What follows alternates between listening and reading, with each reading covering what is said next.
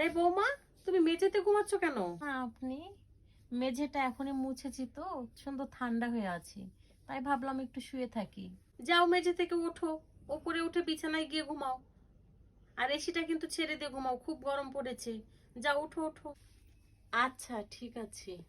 হ্যাঁ, আরামে ঘুমাও তাহলে। মা, তুমি ওকে এসি চালাতে বললে কেন? হ্যাঁ বলছি তো, কি হয়েছে? তুই কি চাস এই গরমে বাড়ির বউটার কষ্ট হোক, বাড়িতে সবকিছু থাকা সত্ত্বেও? গরিব ঘরের মেয়েও এসির অভ্যাস আছে ওর। কমসে কম কারেন্ট বিলটা তো বেঁচে যেত।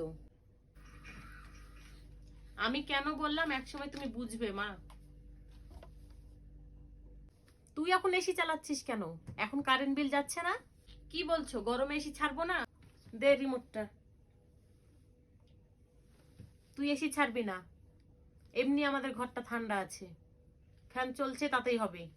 নিজের মেয়ের বেলাতে এরকম করছো, আর ছেলের বউয়ের বেলাতে একদম মাখন মাখন। তো ওর এসি চালাইতে বলছি, তুই যা যা গিয়ে দেখে আয় ওই এসি চালিয়েছে কিনা।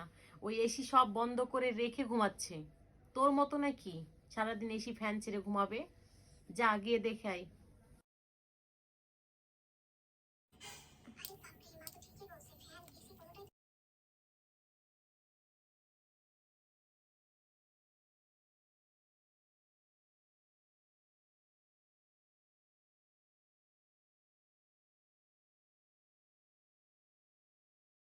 কি হলো?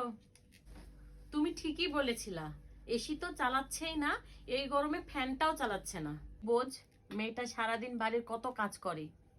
মেয়েটা তো আমাদের বাড়ির বউ নাকি? ও তো চাকরানি না।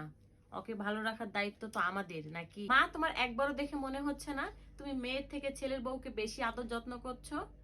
শোন, আমি ওর শাশুড়ি। মা না হতে পারি, মায়ের মতো তো হতে পারি, তাই না? শাশুড়ি তো সবাই হতে পারে, কিন্তু মায়ের মতো আর কয়জনই বা হতে পারে, তাই না বল?